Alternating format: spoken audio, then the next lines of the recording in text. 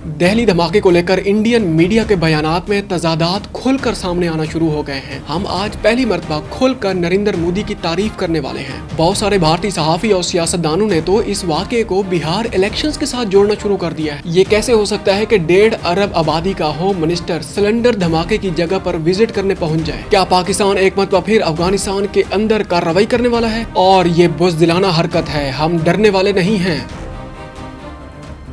अस्सलाम वालेकुम नाज़रीन, मैं हूं फ़ाहद हमदानी। आपको डिजिटल प्लेटफॉर्म पर खुशामदीद कहते हैं। पाकिस्तान में 2 अफसोसनाक वाक़यात पेश है, इंडिया में एक वाक़या पेश आया है। और कल हमने जो प्रीलिमिनरी हमारे पास डेटा था, जो इन्फॉर्मेशन थी, जो हमने मीडिया से ली थी, वो एक एक करके आपके सामने रखी थी। आज थोड़ा सा हम मज़ीद इन मामलात की गहराई में जाने वाले हैं और पहली मरतबा इस व्लॉग के दौरान हम प्राइम मिनिस्टर नरेंद्र मोदी की तारीफ़ भी करने वाले हैं। वो यकीनन वो तारीफ़ के लायक हैं, उनकी तारीफ़ हम करेंगे। और ये ख़बर आपने आखिर तक देखनी है। इस वजह से हमने ये नहीं कहा कि आपने ये वीडियो आखिर तक देखनी है। वीडियो आखिर तक देखें, लेकिन आपने वीडियो पूरी नहीं देखनी तो कम से कम ये ख़बर आपने आखिर तक देखनी है। अच्छा, ये हुआ कि जनाब जैसे ही धमाका हुआ, हम उसको क्लोज़ करते हैं ना, मामले को जल्दी जल्दी आपके सामने रखते हैं। जैसे ही धमाका हुआ, इंडियन मीडिया ने सबसे पहले जनाब ये कहा कि दिल्ली पुलिस ने एक बयान जारी किया। उन्होंने कहा है कि एक गाड़ी के अंदर जो सिलेंडर धमाका हुआ है, बेसिकली पहले दिल्ली पुलिस की तरफ से ये खबर सामने आई है, ये सिलेंडर धमाके वाली। उसके बाद ये है कि इंडियन मीडिया ने थोड़ा सा उसको ट्विस्ट देने की कोशिश की है। उन्होंने कहा नहीं, ये जनाब वो जो इंडिया के अंदर से धमाका हुआ है, उत्तर प्रदेश और हैदराबाद के साथ वहाँ पर। अच्छा, फरीदाबाद में कुछ अर्सा पहले एक अटैक हुआ था फरीदाबाद से। ये फरीदाबाद का वर्ड साहब काफ़ी ज़्यादा सर्कुलेट हुआ था। इस धमाके को उसके साथ रिलेट करने की कोशिश की गई है। ये दूसरी मरतबा इस वाक़े के अंदर ट्विस्ट आया है। लेकिन इसके अंदर एक और सबसे बड़ा ट्विस्ट ये आया है कि इंडियन मीडिया ने आहिस्ता आहिस्ता उसको पाकिस्तान की जनाब उसको मोड़ना शुरू कर दिया है। डेफिनेटली पाकिस्तान की जानिब अगर मोड़ना शुरू किया है तो कोई बयानिया तो चाहिए था, कोई सबूत चाहिए था, या कोई उन्हें चाहिए था कि भाई किसके साथ जोड़ेंगे, उसके कोई ग्राउंड्स उन्हें सेट करना थी। उन्होंने जनाब ये कहा कि ये फ़िदायीन थे, और फ़िदायीन से मुराद वो 2-3 लोग थे। 3 लोगों का अभी तक नाम सामने आ रहा है, या 3 का फिगर सामने आ रहा है। इन्होंने जनाब गाड़ी में बैठकर गाड़ी को धमाके से उड़ा दिया है। भाई अगर उन्हें धमाके से उड़ाना भी था तो 3 क्यों बैठे गाड़ी में? सवाल तो ये पैदा होता है, एक भी बैठ के उसको उड़ा सकता था, या 3 मुख्तलिफ गाड़ियों में बैठ के मुख्तलिफ जगहों पर उड़ा सकते थे अपने आप को, लेकिन 3 ही गाड़ी के अंदर क्यों बैठे? खैर, दैट इज़ अनदर डिबेट। अब यह है कि उन्होंने कहा कि भाई ये फ़िदायीन थे, और मुबैना तौर पर का लफ्ज़ हम इस्तेमाल कर रहे हैं। इनका ताल्लुक़ जनाब जैश मोहम्मद से था। जैश मोहम्मद मसूद अज़हर जो पाकिस्तान के अंदर बेस्ड हैं, और इंडिया ये समझता है कि इंडिया के अंदर जो अटैक हुआ था ये जैश मोहम्मद करवाने वाली थी। और इसी वजह से अब मीडिया ने जनाब इसमें इलेक्ट्रॉनिक मीडिया है, जो इंडियन मीडिया है, उन्होंने ये भी ववेला करना शुरू कर दिया कि ऑपरेशन सिंदूर में चूँकि इंडिया ने बहावलपुर में मसूद अज़हर के मदरसे के ऊपर अटैक किया था, मिज़ाइल फायर किए थे, और उसकी फैमिली के 10 लोग शहीद हो चुके थे, और मसूद अज़हर ने, या जो जैश मोहम्मद है, उसने उसी चीज़ का बदला लिया है इंडिया से। अब इसके अंदर तीसरा ट्विस्ट आया है। अब यह है कि थोड़ा सा और आगे बढ़ते हैं। ये जो पहला वाक़या पेश आया जनाब, उसमें पहली जो खबर सामने आई थी दिल्ली पुलिस की तरफ से कि भाई ये सिलेंडर धमाका हुआ है। अब वो खबर कैसे आगे जाके थोड़ी सी उसके साथ सच में साबित हुई कि इंडियन जो होम मिनिस्टर हैं अमित शाह, वो जनाब धमाके की साइट को जनाब विज़िट करने चले गए। अब वो बात तो पक्की हो गई है। डेफिनेटली एक होम मिनिस्टर है, सिलेंडर धमाके की जगह पर कैसे विजिट करने चला गया है? सवालिया निशान तो सबसे बड़ा ये है। इसी खबर को थोड़ा सा यहीं रोकते हैं, आगे बढ़ते हैं। अब जो इंडियन सहाफ़ी हैं या इंडियन जो पॉलिटिशियंस हैं, एक एक करके हम उनका बयान आपके सामने रखते हैं। अच्छा, ये सारा का सारा डेटा हमने इसी तरतीब के साथ इंडियन मीडिया से हमने लिया हुआ है, ये सारा जो हम आपके सामने रखने वाले हैं। अच्छा, उसमें यह है कि एक भारतीय सहाफ़ी हैं शालिनी शुक्ला, उन्होंने सबसे पहले एक बयान जारी किया। उन्होंने कहा है कि जब भी बीजेपी मुश्किल में आती है, दहशतगर्द या ब्लास्ट का नया ड्रामा रचाती है। ये उन्होंने जनाब जारी किया। उन्होंने कहा कि पाकिस्तान को मर्द इल्ज़ाम ठहराया जाता है। अच्छा, दूसरे नंबर पे जनाब एक और सहाफ़ी हैं रवि नैयर, ये इंडियन सहाफ़ी हैं सारे, उन्होंने जनाब बयान सारे किए हुए हैं। अच्छा, उन्होंने कहा है कि बिहार इलेक्शन के दौरान बीजेपी कमज़ोर पोजीशन पर है, और सब बिहार इंतखाबात से पहले का एक मुतवक्के सियासी इक़दाम है। अंदाज़ा लगाएं, उन्होंने कहा कि मुतवक्के सियासी इक़दाम है, मतलब यह है कि पहले भी जो इस तरह के वाक़यात हुए हैं वो उनको पॉलिटिक्स के साथ उनको जोड़ा गया है। वो जिस तरह वो राहत इंदौरी का जो शेर है, सरहदों पर कोई तनाव है क्या, ज़रा जाके देखो कोई चुनाव है क्या। सरहदों पर मतलब पाकिस्तान के साथ जो सरहद है, वहाँ पर जब तनाव पेश आता है, वहाँ पर जो टेंशन क्रिएट होती है, बाद में पहले यही ख्याल आता है कि भाई कोई चुनाव करीब है, कोई इलेक्शन करीब है। अब ये राहत इंदौरी जो वफात पा चुके हैं, ये उनका शेर है जो हमने आपके सामने रखा है।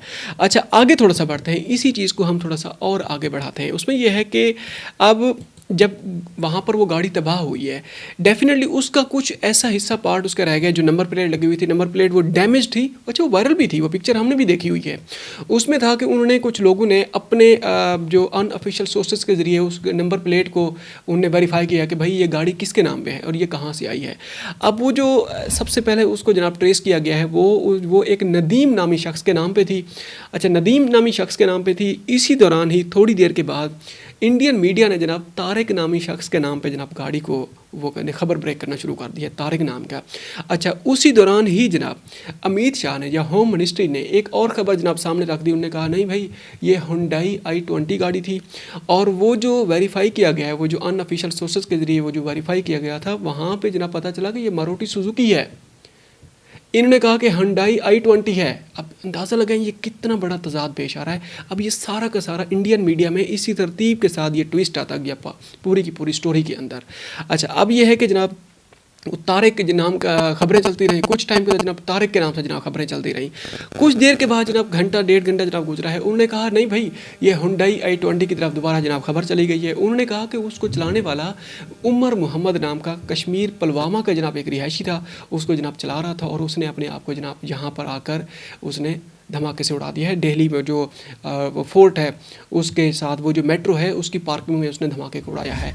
इसी एक बयान ने इंडियन मीडिया के कुछ 2-3 घंटे पहले का वो जो वावेला था कि भाई वो फिदायीन थे, वो 3 लोग उसमें बैठे हुए थे, और वो एक था और वो 3 थे। अब ये कैसे, कितना बड़ा तजाद पेश आ गया है।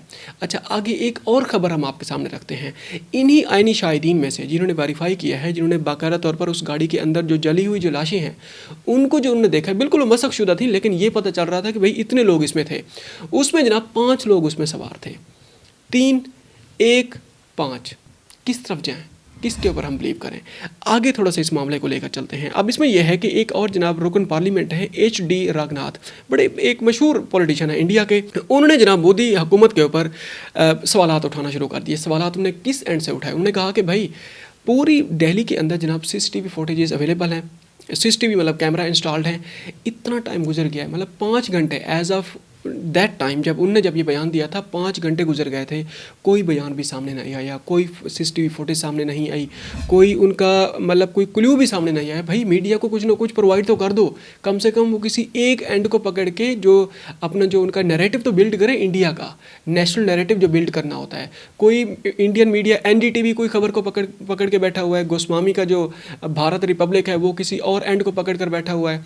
बाकी जो हैं कुछ मीडिया आउटलेट्स हैं जो इंडिपेंडेंट हैं, थोड़ा सा वो मतलब इम्पार्शियल पर्सपेक्टिव सामने रखते हैं, वो इन सारी खबरों को सामने आपके रखते हैं, जिस तरीके से हम आपके सामने ये खबर रख रहे हैं।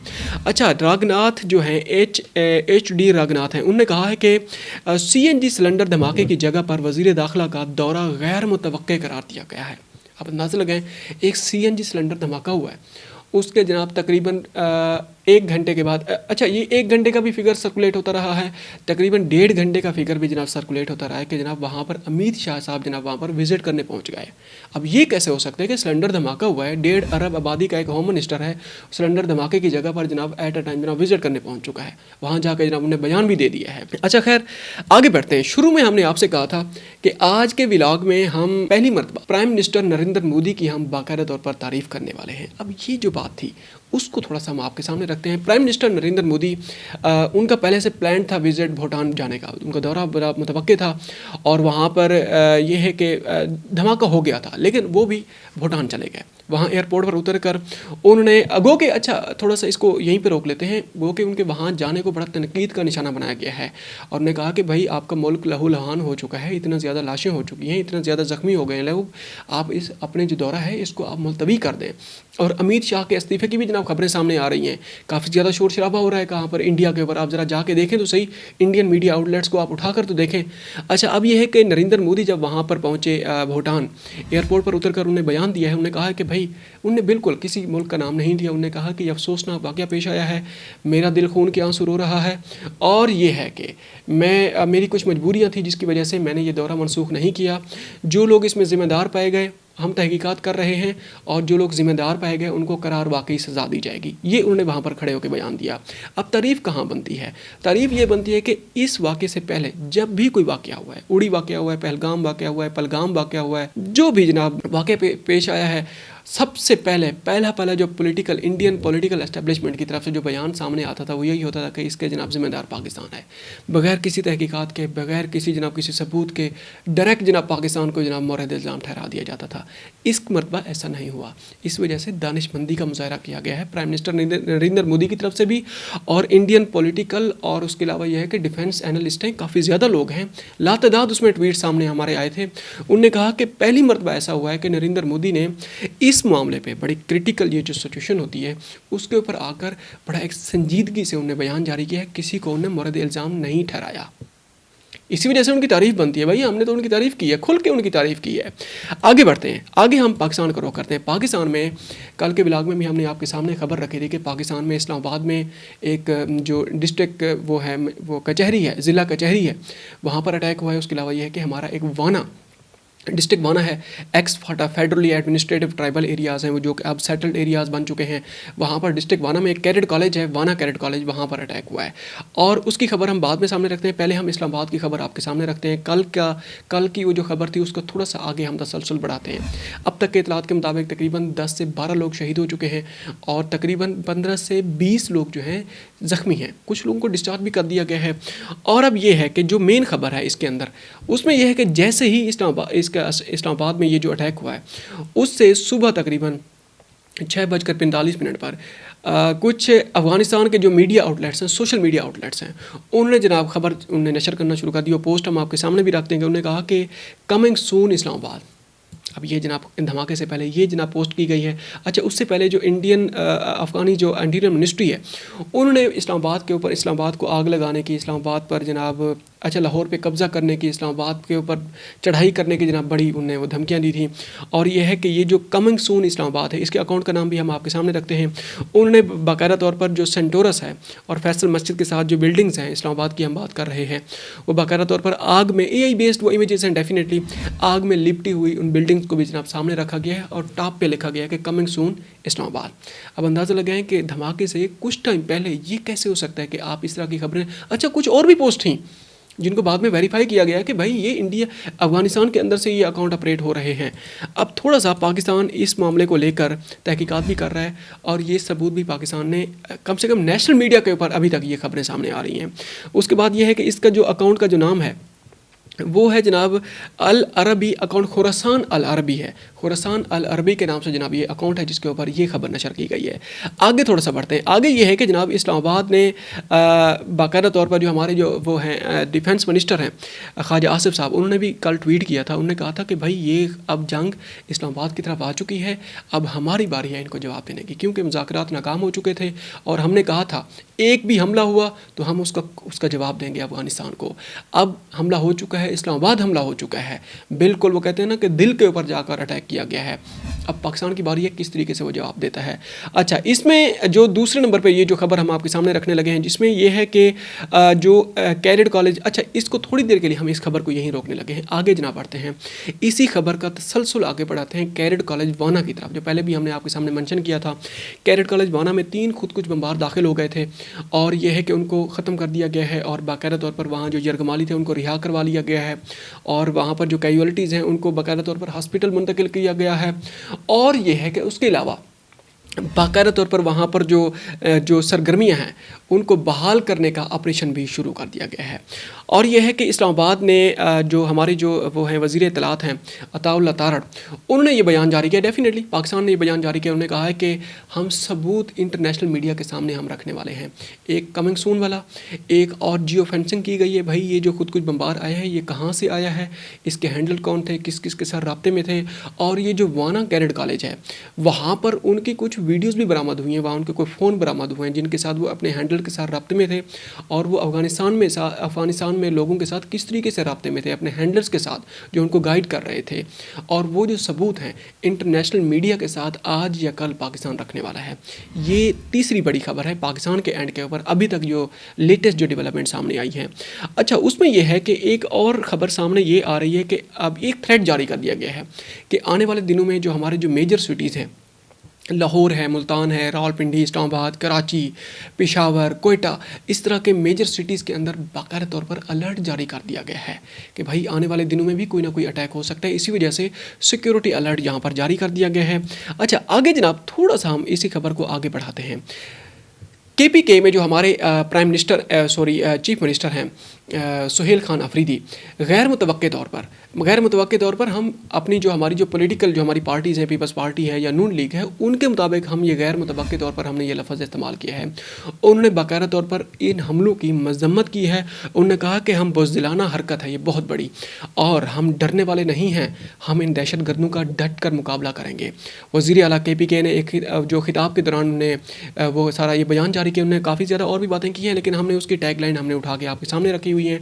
और जनाब यहाँ पर इस्लामाबाद में और पंजाब में जो हमारे सियासी जो उनके जो राइवल्स हैं वो इसी इंतज़ार में बैठे थे कि किसी न किसी तरीके से वो बयान जारी ना करें और हम इनको उन्हीं के साथ इनको मुंसलिक करने की और अटैच करने की जनाब कोशिश करें कि भाई ये देखें इनने मजम्मती बयान भी जारी नहीं किया, हाय ये हो गया है जनाब, ये है कि ये उनके साथ मिले हुए हैं बला बला। अब ये है कि ये फ़ज़ा भी क्लियर हो चुकी है। वज़ीर आला KPK सुहेल खान अफरीदी ने बाकायदा तौर पर मजम्मती बयान जारी कर दिया है। अब तक के लिए इतना ही, मिलते हैं एक और व्लॉग में। अपना ख्याल रखिएगा और हो सके तो हमारे चैनल का भी ख्याल रखिएगा। अस्सलाम वालेकुम।